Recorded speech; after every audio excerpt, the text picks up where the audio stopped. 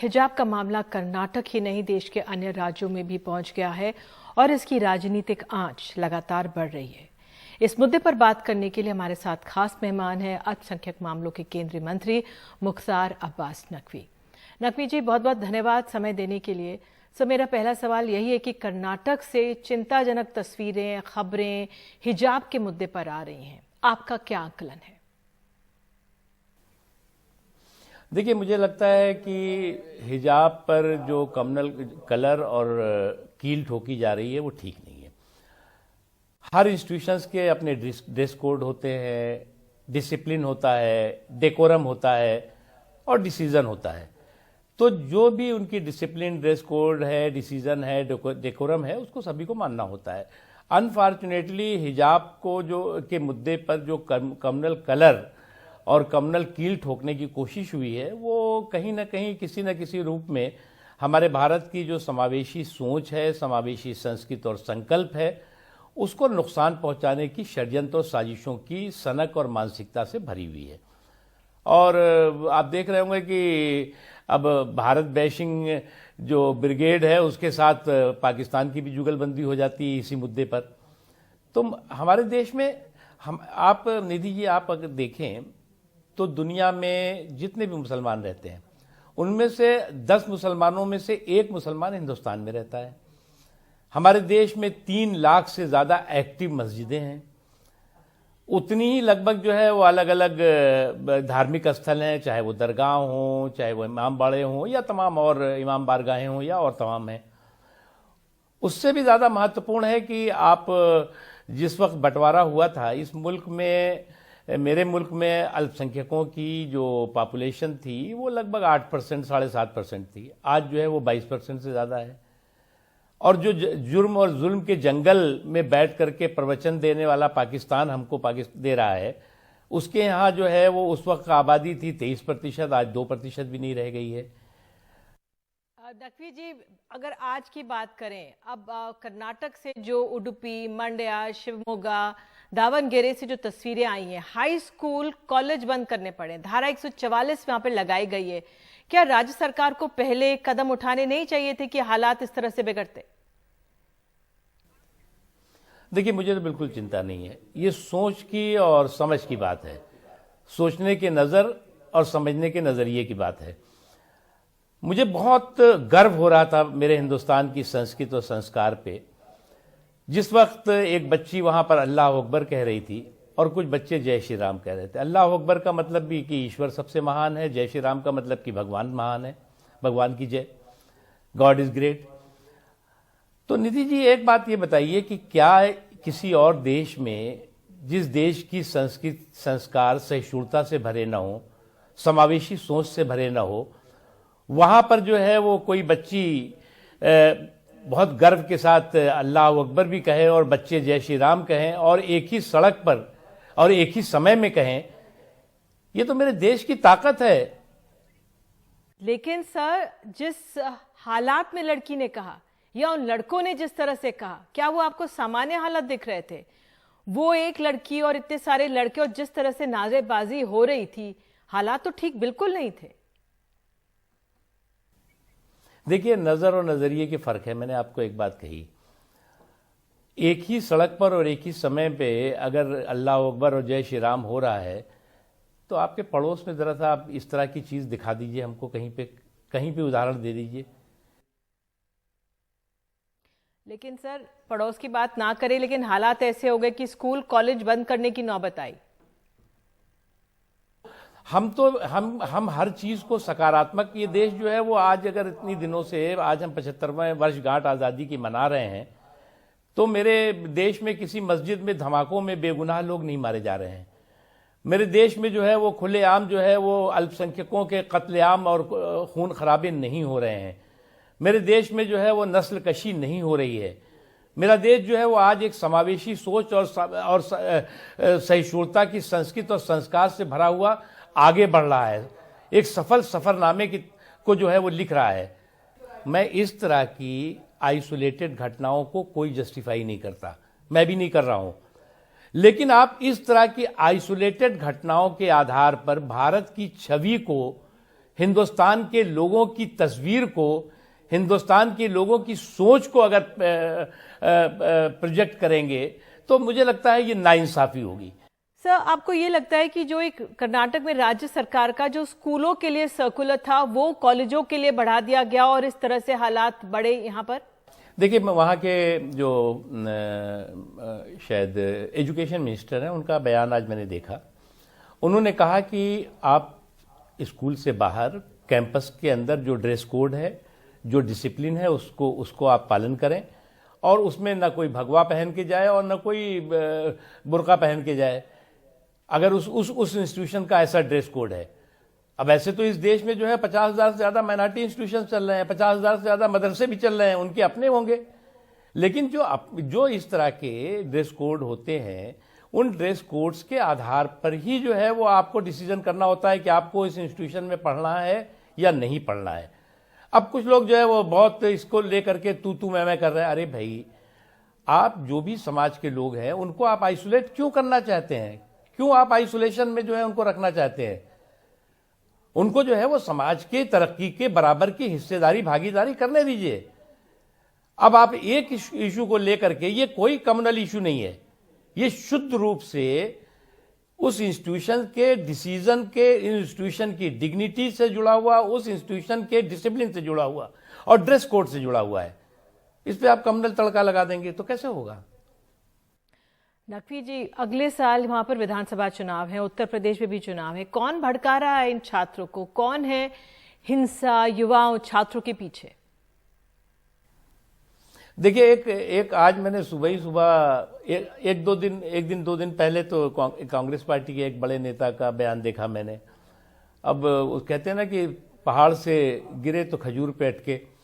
अब वो गए थे जो है वो गंगा स्नान करने, वहां पे उनके हिजाब गले लग गया। उसके बाद आज एक लीडर का हमने देखा और उसके फौरन बाद जो है वो पाकिस्तान के एक मिनिस्टर का बयान आता है। तो ये जो भारत को बदनाम करने की जुगलबंदी है, किस तरह की जुगलबंदी है और क्या टाइमिंग है, ये भी कमाल की है। अब मैं इस पे बहुत ज्यादा नहीं कहूंगा, लेकिन इतना मैं जरूर कहूंगा कि हमें होशियार रहने की जरूरत है ऐसी साजिशों से, ऐसे षड्यंत्रों से। और हमारे जो देश की सौहार्द है, हमारे देश की जो सहिष्णुता है, हमारे देश का जो समावेशी सोच है, उसको कोई साजिश नुकसान नहीं पहुंचा सकती। ये हमारा संकल्प है। नकवी जी, मलाला यूसुफजई ने भी ट्वीट किया है। उन्होंने कहा है कि उन्होंने अंग्रेजी में कहा है, तो उनका सार ये है कि मुस्लिम महिलाओं को हाशिए पर ना डालें, हिजाब पहनने से ना रोकें, उनके पहनावों को लेकर वस्तु की तरह एक महिलाओं से हम व्यवहार करते हैं उसे ना करें। मैं एक आपको बताऊं निधि जी, ये जो ड्रेस कोड है या आप जिसको कि जिन स्कूलों के अलग अलग ड्रेस कोड होते हैं, वो उस पर जो है वो जिस तरह की सियासत होगी तो पूरी दुनिया में इसके मैसेज तो ऐसे ही जाएगा जो उन्होंने ट्वीट किया। लेकिन मैं उनको भी आपके जरिए बताना चाहूँगा कि हमारे देश में अब मोदी जी के आने के बाद ही ले लीजिए आप, 5.5 करोड़ से ज़्यादा जो है इन 7 सालों में इन्हीं बच्चियों को स्कॉलरशिप दी गई, अल्पसंख्यक समाज के, उनके एजुकेशनल एम्पावरमेंट के लिए। हमने जो है वो समाज के सभी वर्गों के साथ वो भी तरक्की के हिस्सेदार, भागीदार बने। यही मोदी जी ने के शासनकाल में हुआ है। और दूसरी एक इम्पॉर्टेंट चीज़ है कि कुछ लोग जो आज बहुत उछल के कह रहे हैं, जिस वक्त जो है वो एक चर्चा चली थी कि भाई बच्चियों की शादी की उम्र के बारे में, तो उस वक्त उन्होंने कहा था ये तो आवारा हो जाएंगी, इनको जो है वो शादियों की उम्र में मत बांधो, बचपने में ही शादी कर दो। आज उसमें बहुत आगे बढ़ चढ़ करके वो लोग इस विवाद के मुखिया बने हुए हैं, इस विवाद में हिस्सेदारी, भागीदारी कर रहे हैं।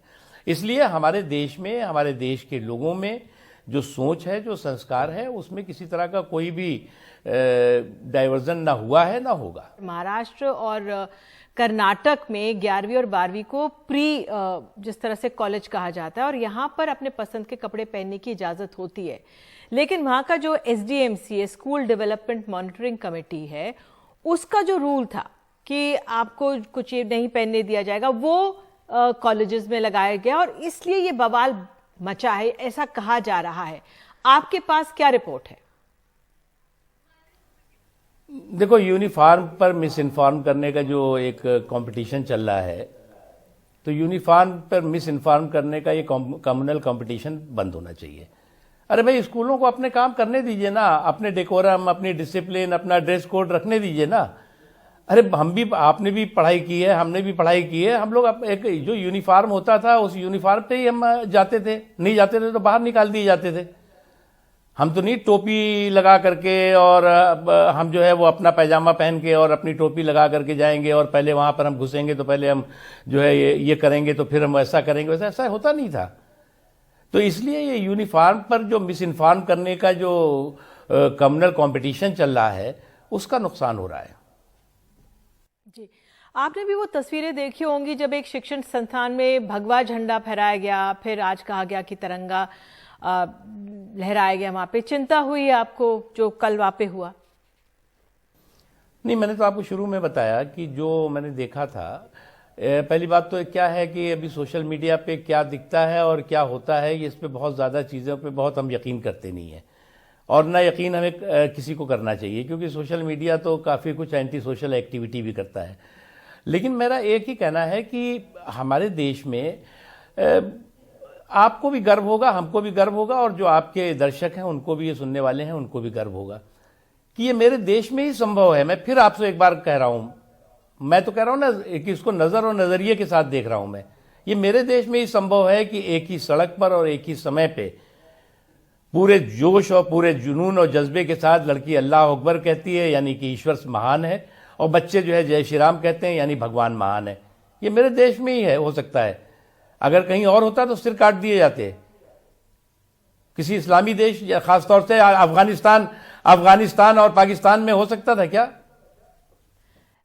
लेकिन आप अफगानिस्तान पाकिस्तान का जिक्र करें नकवी जी, लेकिन बार बार आप मंड्या की लड़की का जिक्र कर रहे हैं, लेकिन आप उसके हालात पर गौर नहीं कर रहे हैं, अनदेखी कर रहे हैं उसकी, जिस परिस्थिति को जो वो थी उसको नजरअंदाज कर रहे हैं। कोई नजरअंदाज हम नहीं कर रहे हैं। आप अच्छा, मैं आप ये बताइए, उस बच्ची के साथ मैंने बहुत गौर से देखा, मुझे उसी वक्त जो है वो लोगों ने वहां से वीडियो भेजा। वो बच्चे जो खड़े हुए थे, क्या किसी ने उन्होंने जबरदस्ती की, किसी ने हाथापाई की, किसी ने मारपीट की, किसी ने कोई हंगामा किया? लेकिन सर उसको डराया धमकाया जा रहा था ना? नहीं, अब ये डरा, मैं आप इंटरनली कैसे कह रही हैं कि डराया? कि उस किसी ने सुना आपने कि कोई डरा रहा है उसको? मुझे लगता है कि ये जो एक इस वक्त का जो तूफान है उसको निकलने दीजिए, लेकिन इस तूफान में इस देश के संस्कार, संस्कृति और सहिष्णुता और संविधान को मत बहने दीजिए। तूफान में निकलने दीजिए, आप बड़ी बात कह रहे हैं, लेकिन आखिर में सर एक सवाल, चिंता नहीं है कि राजनीतिक फायदे के लिए छात्रों का इस्तेमाल हो रहा है? अच्छा, अभी एक बात आप बताइए, कल या परसों 2 दिन पहले एक कांग्रेस पार्टी के लीडर का इसी हिजाब के हॉरर हंगामे पे बयान आता है, उसके बाद एक उनकी फिर कांग्रेस के लीडर का बयान आता है, और उसी के साथ लगा पाकिस्तान का बयान आ जाता है।